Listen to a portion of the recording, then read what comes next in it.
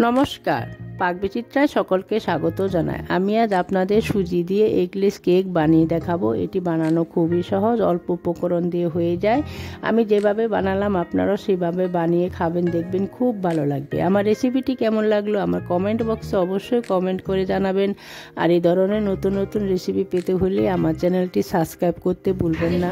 আর notification পেতে হলে bell আইকনটি অবশ্যই প্রেস করে দিবেন। পাশে থাকার জন্য ধন্যবাদ। আজ আমি আপনাদের একটি কেকের রেসিপি দেখাবো, এগলেস কেক সুজি দিয়ে। তার জন্য আমি আগে এই কাপের 1 কাপ দুধ নিয়েছি, এই কাপ নিতে 1 কাপ সুজি নিয়েছি, এই কাপের হাফ কাপ চিনি নিয়েছি, হাফ কাপ ময়দা নিয়েছি, এখানে বেকিং পাউডার নিয়েছি 1 টেবিল চামচ, বেকিং সোডা নিয়েছি 4 চামচের হাফ চামচ, এখানে কিছু কিশমিশ আর ড্রাই ফ্রুট নিয়েছি, ভ্যানিলা এসেন্স নিয়েছি, এখানে 4 টেবিল চামচ সাদা তেল নিয়েছি। আমি সম্পূর্ণ কিছু একটা কাপ দিয়ে সবকিছু মেজারমেন্ট করে নিয়েছি। আপনারা চাইলে যে কোনো বাটি দিয়েও করে নিতে পারেন। আমি কিছু কিশমিশ আর টুটি ফুটি নিয়েছি। একটা পাত্রে আমি দুধ নিয়ে নিচ্ছি। দুধটা আমি জাল দিয়ে ঠান্ডা করে নিয়েছি, আগে থেকে জাল দিয়ে ঠান্ডা করে নিয়েছি। চিনি দিয়ে দিচ্ছি। এখন দুধের সঙ্গে আমি চিনিটাকে একটা চামচের সাহায্যে মিশিয়ে নিব। দেখুন আমার চিনিটা দুধের সঙ্গে মিশে গেছে। এখন আমি 4 টেবিল চামচ সাদা তেল দিয়ে দিচ্ছি। তেলটাকে আমি একটা হ্যান্ড উইস্কের সাহায্যে ভালো করে মিশিয়ে নিচ্ছি। মিশানো কাজটা একদিকে ঘুরিয়ে করতে হবে, ডান বা করলে হবে না। ভালো করে মিশিয়ে নিচ্ছি। দেখুন আমার তেলটাও দুধের সঙ্গে মিশে গেছে। এখন আমি সুজিটা দিয়ে দিচ্ছি। এখানে আমি 1 কাপ সুজি নিয়েছি, সুজিটাকে মিশিয়ে নিচ্ছি।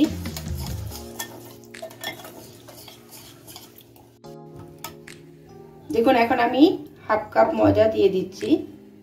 1 কাপ সুজি, হাফ কাপ ময়দা।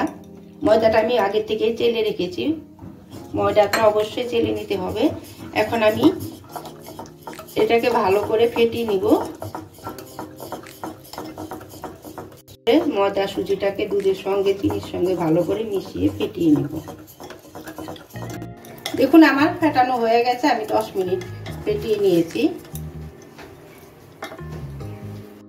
এখন আমি হাফ চামচ, 4 চামচের হাফ চামচ ভ্যানিলা এসেন্স দিয়ে দিচ্ছি। ভ্যানিলা এসেন্সটাকেও ভালো করে মিশ্রণটার সাথে মিশিয়ে নিচ্ছি।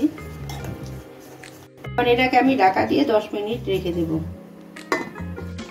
দেখুন আবার 10 মিনিট হয়ে গেছে, সুজিটা অনেকটাই ঘন হয়ে গেছে। দেখুন আমি 3 টেবিল চামচ জাল দিয়ে ঠান্ডা করে নেওয়া দুধ নিয়েছি। এখন আমি বেকিং পাউডার আর বেকিং সোডাটা এই দুধের মধ্যে দিয়ে দিচ্ছি, দিয়ে ভালো করে ফেটিয়ে নিচ্ছি। আমি ফেটিয়ে নিয়েছি। এখন একটা চামচের সাহায্যে মিশিয়ে দিচ্ছি ভালো করে।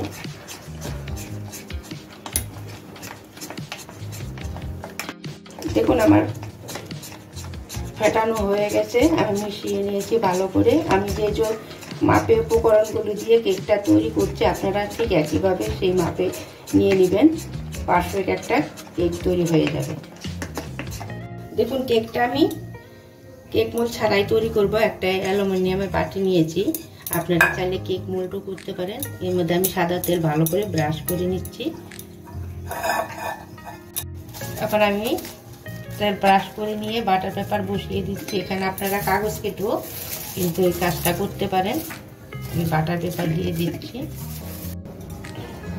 দেখুন আমি এখন কেক তৈরি করার জন্য মিশ্রণটা বাটিতে ঢেলে নিচ্ছি।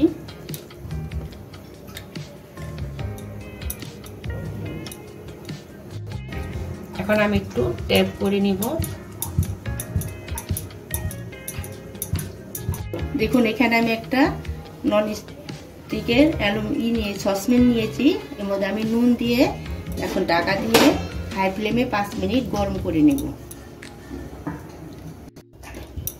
5 মিনিট হয়ে গেছে গরম করা। এখন আমি একটা স্ট্যান্ড বসিয়ে দিয়েছি।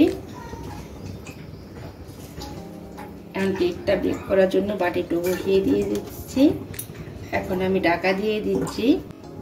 গ্যাসটা লোতে রেখে 35 থেকে 40 মিনিট কেকটা বেক করে নেব। দেখুন আমার কেকটা অনেকটাই বেক হয়ে গেছে।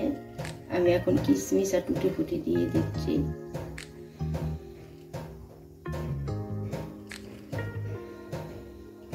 এখন আমি আবার ঢাকা দিয়ে দিচ্ছি। দেখুন আমার কেক বেক করা হয়ে গেছে। আমি একটু দেখিয়ে দিচ্ছি।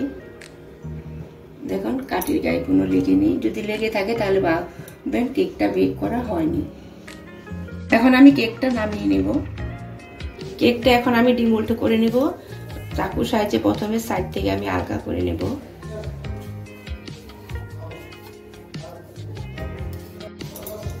এখন আমি ডিমোল্ড করে নেব। একটা প্লেট দিয়ে দিলাম।